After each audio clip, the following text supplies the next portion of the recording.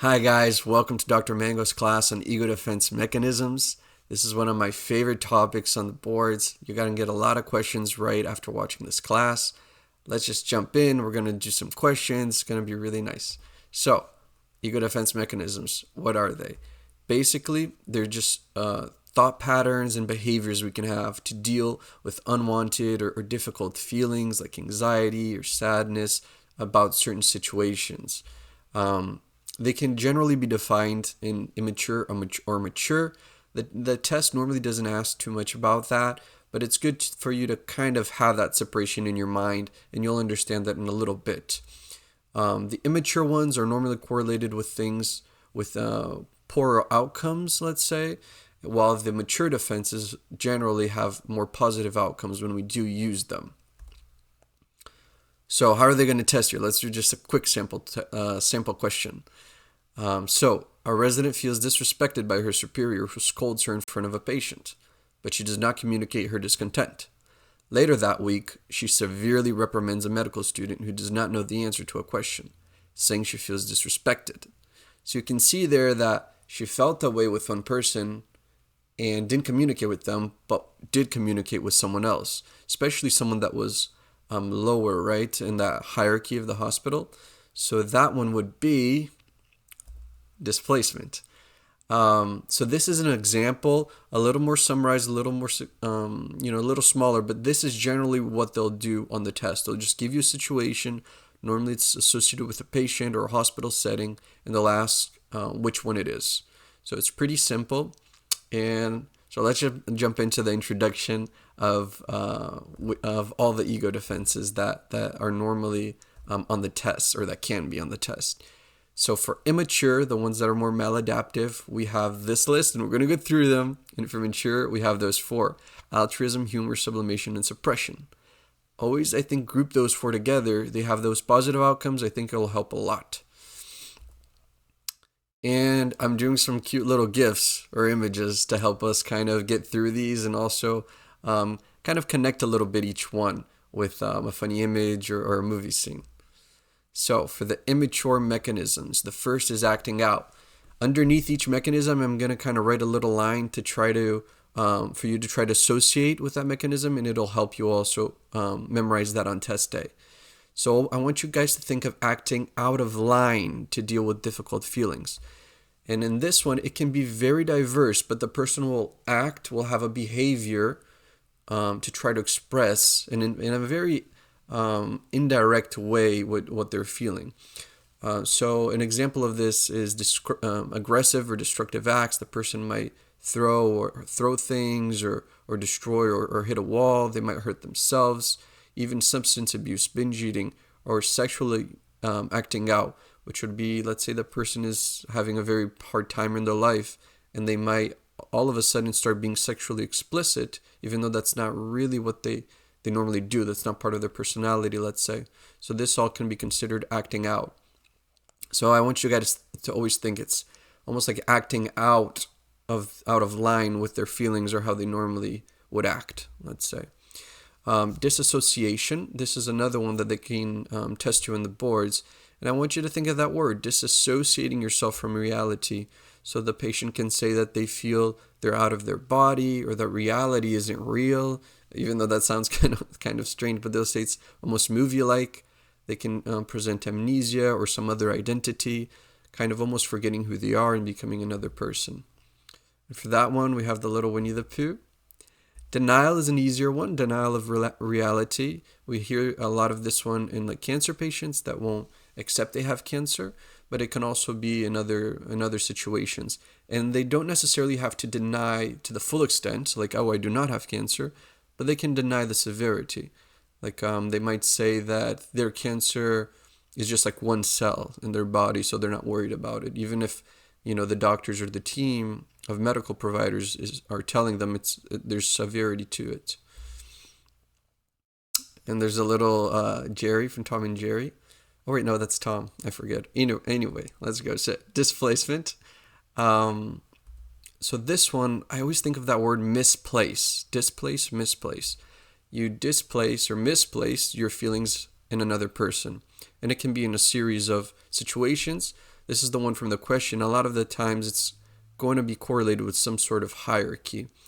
In this great image called anger transference, where you can really see it well. So the boss, is scolding this gentleman, and he has feelings about that. He doesn't react with his boss, but does with his wife. And that follows until the little kid is, scolding the little kitty. So always, and this is one they really like on the test, so keep this one in mind.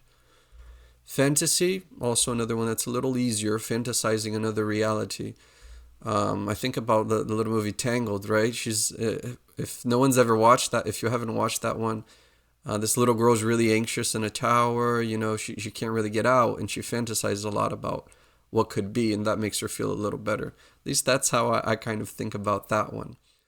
So fixation. This one, you're always going to try to think about some childhood behavior or childhood developmental phase that the person never really grows out of. So it can be, for example, an adult having a tantrum, or it can be, I've seen questions where they say that maybe the teenager under stress, she still sucks her thumb, things of that nature. So whenever the person has that chronic developmental phase from childhood onwards, you can think of fixation. And there's another one that's similar that we're going to get to and see the difference of. So idealization, I want you guys to think of my ideal hero. And basically this one is when the person will think that, like the patient might think that the doctor is a savior, or that's someone that does not have any faults, just see them as someone very positive because they're in that vulnerable state. And that reminded me of SpongeBob with those two superheroes, and the way SpongeBob thinks they're so perfect. So if any of you like SpongeBob, you can think of that one. So children can do this, or like patients with their healthcare providers, and that can be difficult because at one point the health provider might make a mistake, and that can kind of break that illusion. Identification. This is similar to idealization, but the person will adopt certain strategies. They'll identify right with that person to try to deal with a situation. So children might imitate whoever's more popular to try to feel a little better, or a person might be grieving someone they lost and start imitating some of the characteristics of that person that died. And that one reminded me of Incredibles, whoever's watched that first movie.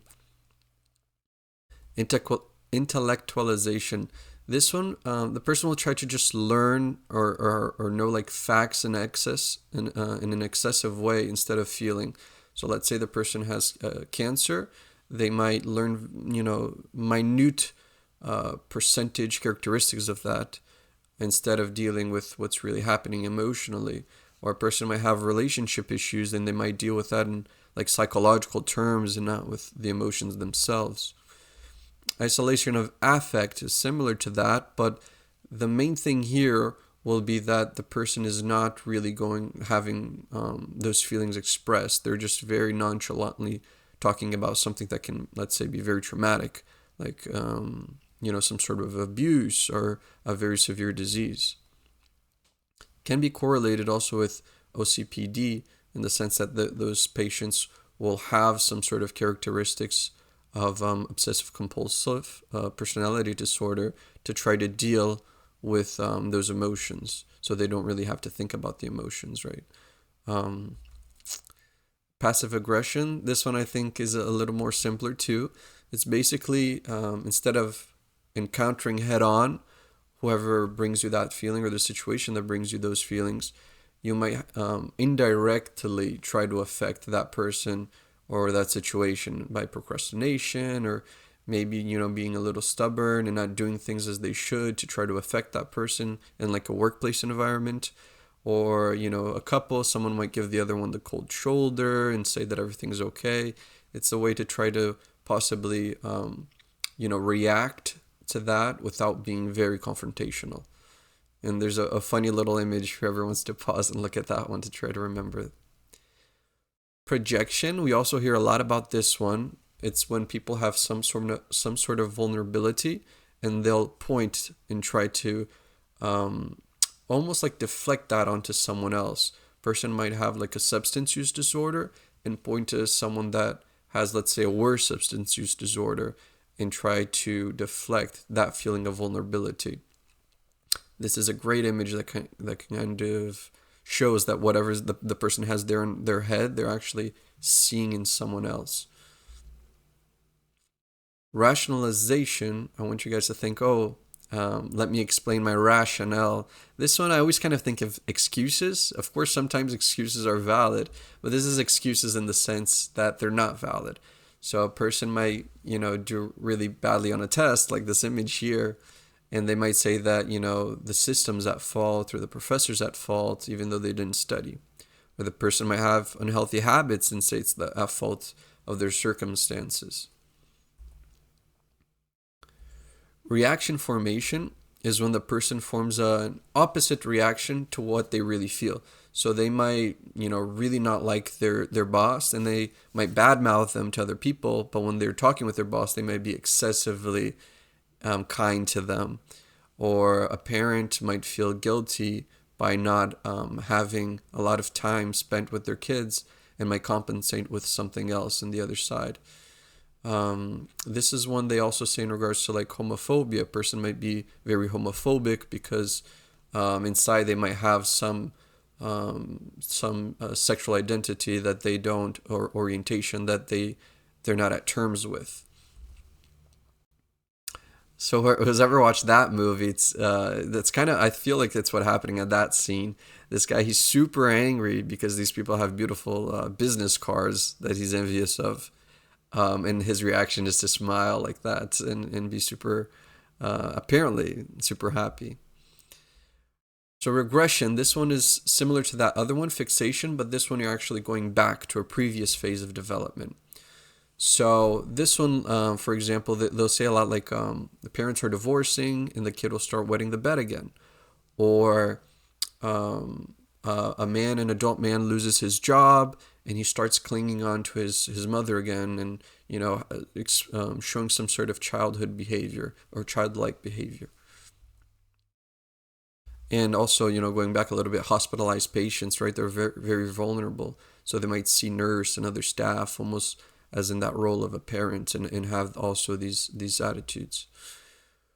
Repression, this one is a little hard, but basically you might have something that happened to you, some trauma, some difficult feelings, and you keep it so locked down that you don't even really remember them much, but you still might act upon what happened to you. So if there's abuse or traumatic event,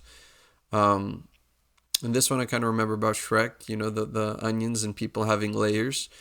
In this one, we're going to talk a little bit more about it later because I know it can be a little hard, but just think that, whatever trauma or difficult feelings, they're really repressed down under, and the person can barely even be conscious of them.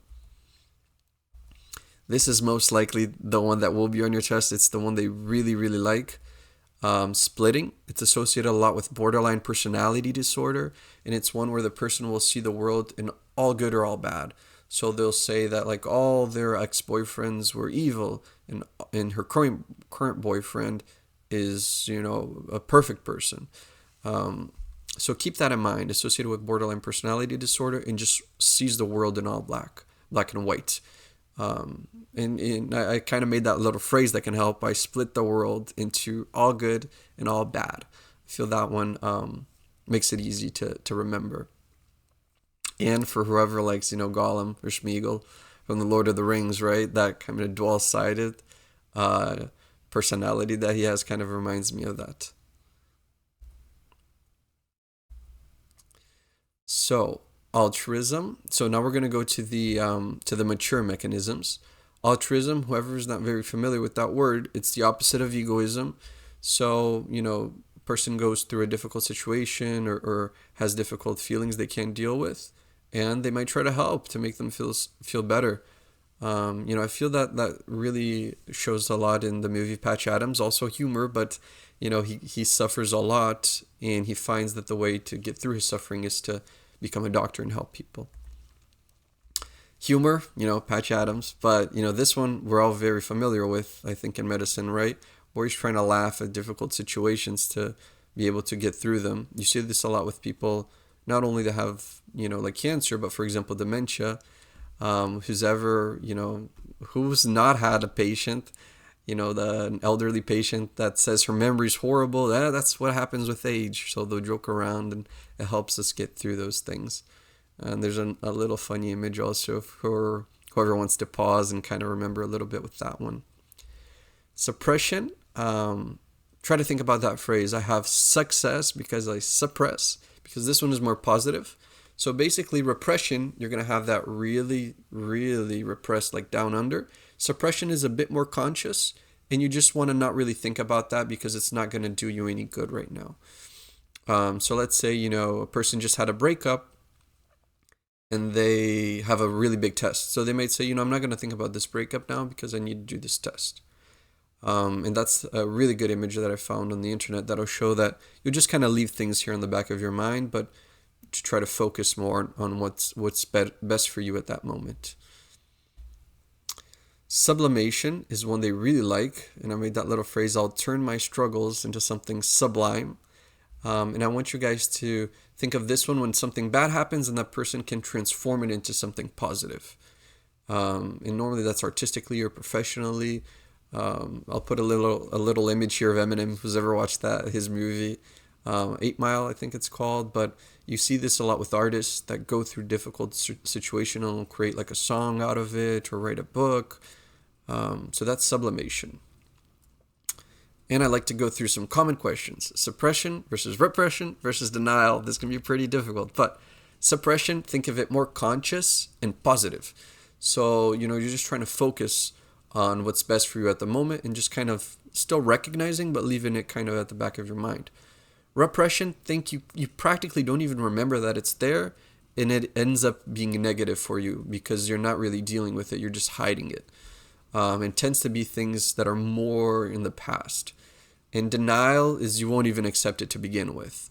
So that's how I kind of divide the three, and remembering that suppression is has positive outcomes. And there's a great image, whoever wants to pause and take a look, that can kind of help us see better a little bit of the differences. Sublimation versus reaction formation. Sublimation, again, that's the positive one, where you'll transform a negative situation into something very positive, but it's kind of 180 degrees, right, in the other side. In reaction formation, it's not really positive. You're just, you don't have maybe I don't know if the word would be courage to react the way you'd like to. You don't want to confront that situation. So you'll kind of overcompensate to the other side. And that one's immature. It's negative. And I want to go again, a very high yield tip that I spoke about previously, if you guys remember, that splitting is highly associated with, there we go, borderline personality disorder. So keep that in the back of your mind always about these ego defense mechanisms. And we're going to do 6 really quick practice questions. If you guys want to stop and do them yourselves, I'd suggest just pausing the video and then playing it again. So, a 45-year-old man refuses to acknowledge that he has a drinking problem despite multiple DUI arrests. That one is denial. I want you guys to always focus on what seems to be the main thing that it's trying to talk about, because a lot of times, in real life too, we might use a couple of these kind of at the same time. In the questions, it might seem like it can be more than one, but try to focus on which one seems like the one that has the spotlight. Since here it's saying he's refusing to acknowledge, that for me is more of a denial than, let's say, a rationalization. Question 2. A 45-year-old man reasons that he has multiple DUI arrests because there are excessive sobriety checkpoints in his city, not because he has a drinking problem. So that one's going to be rationalization. So you kind of see the difference between the two. Question 3. A 7-year-old begins wetting the bed again after his parents' divorce. So wetting the bed again, right? So he had stopped and then he's starting to wet the bed again. So that one's going to be regression, right? Fixation would be if he was probably even a bit older, never stopped wetting the bed. Question 4. A 40-year-old woman, after being treated for pyelonephritis by the attending physician, refers to them as her savior. She insists that all the other staff at the hospital are incompetent and cruel. Splitting. Good job. So that one, remember, it's associated with BPD, and you can see all black and white, right? If we had stopped at maybe just refers to them as her savior, you could think about the possibility of idealization. But since it's kind of showing us that opposition between the physician being this grand person and the rest of the staff being evil people, splitting fits a lot better onto this one. A child suffers a severe burn which causes her hospitalization. Their mother states that she feels repulsed and uncomfortable by the patient's wounds, but she does her best to focus on making the patient feel secured and loved for, smiling while she cares for them. This one is going to be suppression. So you see here that she wants the child to feel much better, and although she does recognize she feels that way, and she even states that, she's kind of letting that stay in the background while she focuses on her child at the moment. Question 6, our final question. A patient who has a history of anger management issues begins boxing lessons and eventually wins a local championship. That one is sublimation, right? Positive outcome transforms the anger into something good. And we're done. Just a quick summary for you guys here at the end.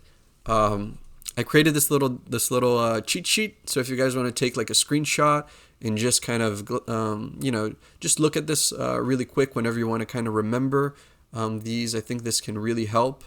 And, feel free to watch, I guess, the class again. But I think after that class and watching these, it can be enough to really remember them.